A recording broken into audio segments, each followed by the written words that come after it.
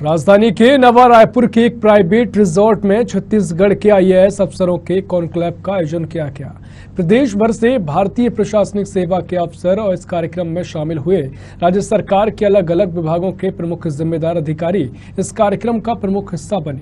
3 दिन तक चलने वाले कॉन्क्लेव का आगामी 16 अप्रैल को समापन होगा।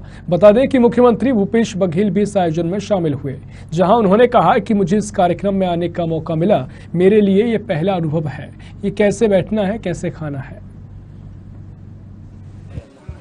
देखिए, जो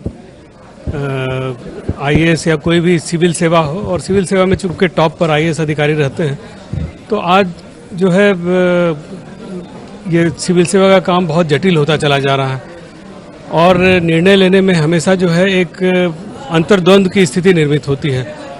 तो इस प्रकार के द्वंद से कैसे बचा जा सके, उसके बारे में जो हमारे वरिष्ठ अधिकारी हैं और वरिष्ठ अधिकारियों के अलावा जो नॉन आईएएस हैं, उनकी क्या राय है, इन सब को सुनते हुए प्रथम सत्र में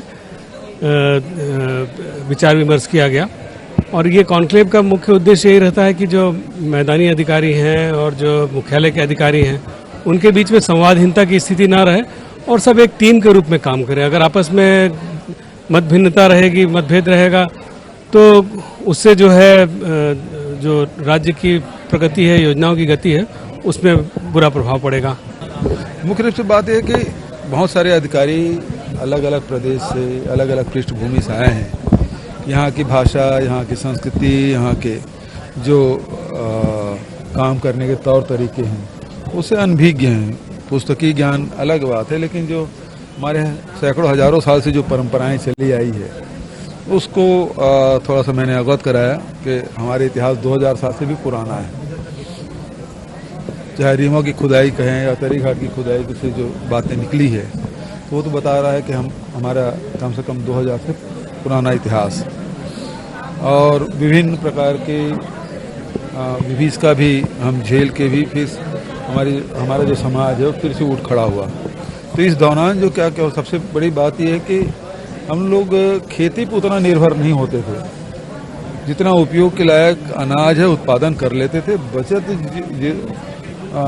मुख्य रूप से व्यवसाय वो कारीगरी का था, जिसमें हमारे लोहे के काम है और दूसरे प्रकार के काष्ठ कला है, मेटल का काम है। ये सब काम हर गांव में होता था, तो उससे व्यापार व्यवसाय चलता था। छत्तीसगढ़ से यहाँ लोहा गलाने की बहुत पुरानी व्यवस्था और कम तापमान में कैसे लोहा बनाया जिसमें स्टेनलेस स्टील बने, जिसमें जंग नहीं लगता। आज तो कितने आधुनिक व्यवस्था होने के बाद भी जंग लगने की शिकायत आती है। पुराने जितने भी स्टील है, अभी भी जो डोगरा आर्ट में जो प्रयोग करते हैं हमारे कोंडा गांव में,